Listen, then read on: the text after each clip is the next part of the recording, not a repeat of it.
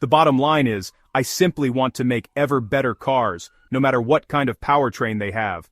Even though technology is advancing at a rate that blows our minds, no one could ever have guessed that there would come a day when you could get some water from the kitchen sink, pour it into your car's tank, and be good to go on a trip to the supermarket or to another state. However, Toyota's announcement about an engine that will soon end the era of electric cars suggests that it is possible for car engines to run on water. But what are the odds that a car can run on only water without fuel or electricity? Stay with us as we explore the new and exciting advancements in car technology and discover all Toyota has to say about their new water engine. Toyota's new water engine. Toyota's latest innovation is likely to disrupt the car industry as we know it. Imagine a car powered by water. This mind-blowing vehicle uses an advanced electrolysis process to convert oxygen to produce power, releasing only water vapor as a byproduct. This not only reduces harmful emissions, but also addresses the growing concerns about global warming and air pollution. Toyota's innovation promises a cleaner, greener future for transportation, aligning with global efforts to combat climate change. Although electric cars have been at the forefront of the green automotive movement for years, praised for their zero-emission status and their reliance on renewable energy sources, Toyota's water-powered car offers several unique advantages over water, which is, an abundant and renewable resource. The electrolysis process, which splits water into hydrogen and oxygen, can actually be powered by renewable energy sources such as solar or wind, making the entire system even more sustainable.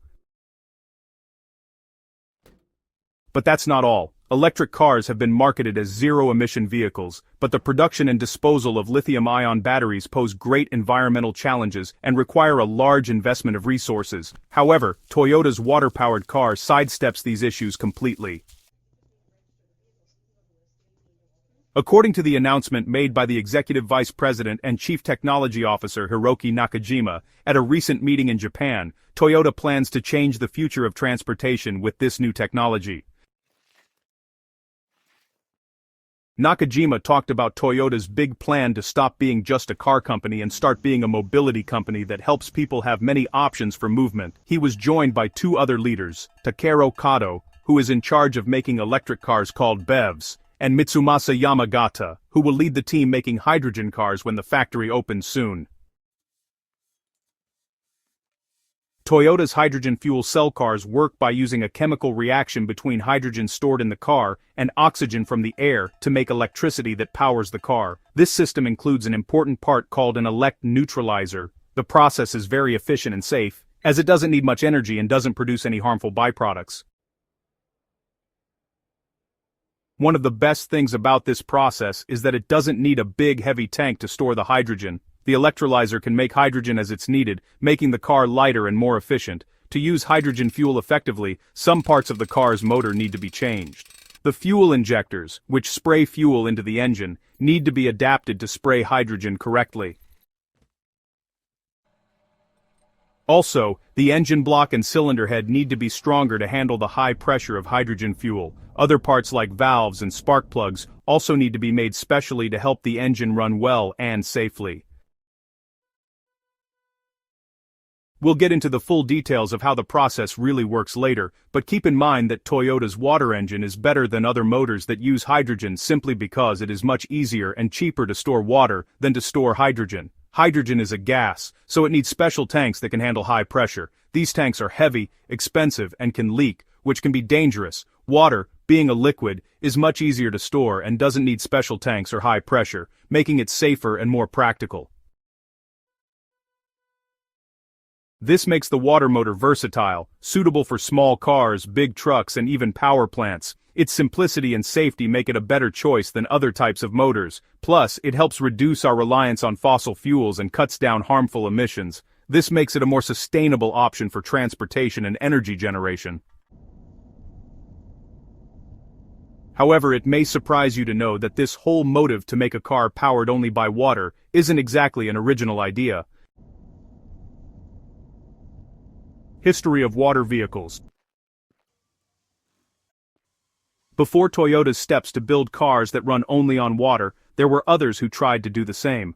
The number of claims and attempts are sure to blow your mind. In 2008, a Japanese company called JPX announced they had made a car that could run on water instead of gasoline or diesel.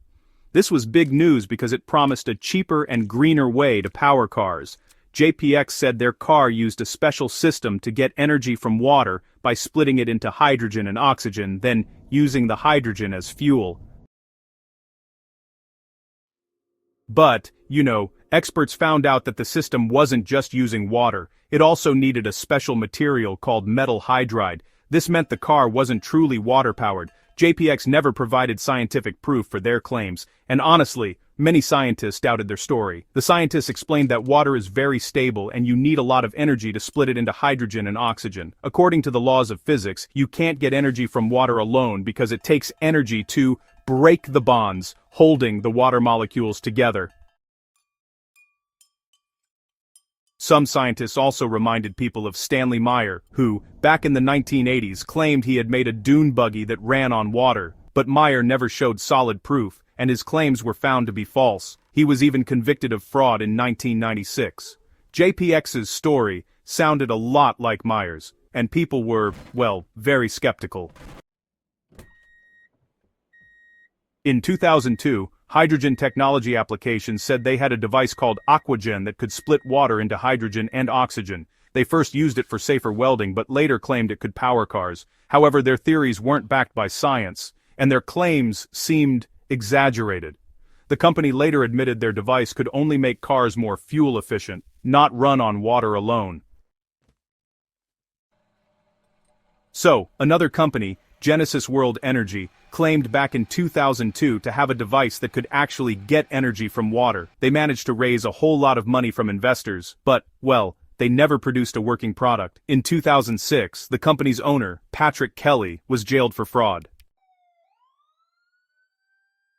In 2008, which was, the same year JPX made their announcement, a man in Sri Lanka named Thushara Priyal de Silva claimed he had driven a car on water for 190 miles using just 3 liters of water. The Prime Minister of Sri Lanka even supported him.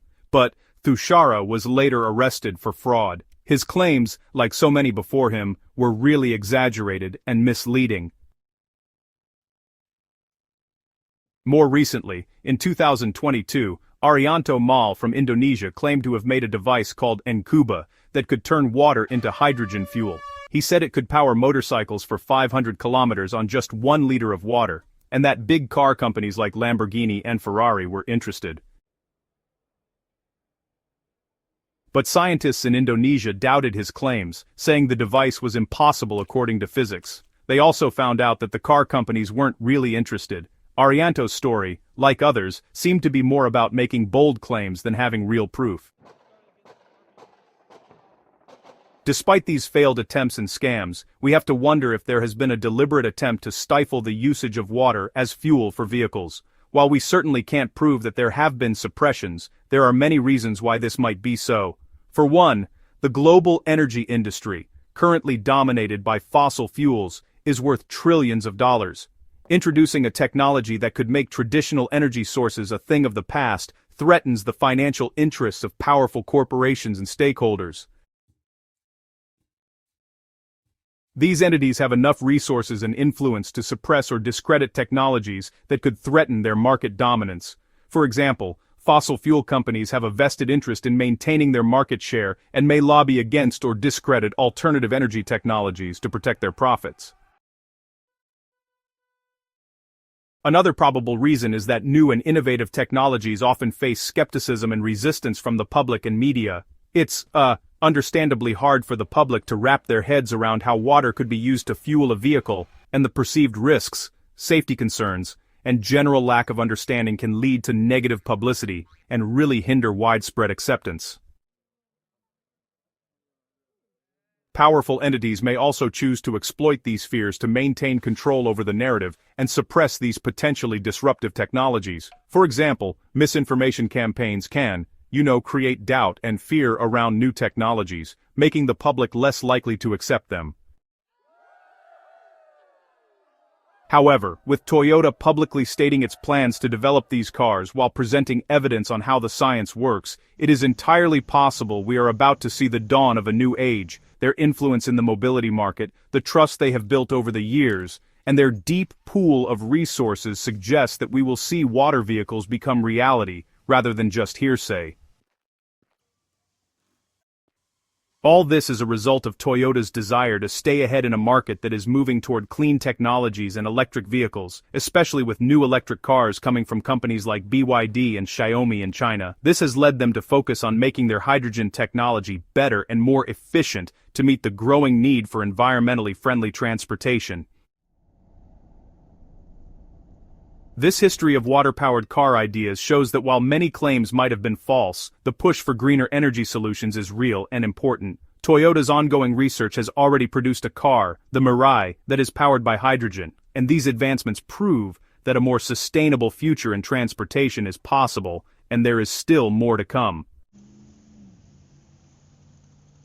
Comparison with China and American electric vehicles, companies like BYD, NIO, and XPeng are heading China's EV revolution, benefiting from government subsidies, extensive charging networks, and robust manufacturing capabilities. The Chinese government's commitment to reducing carbon emissions and urban pollution has led to tough regulations that favor the adoption of EVs. As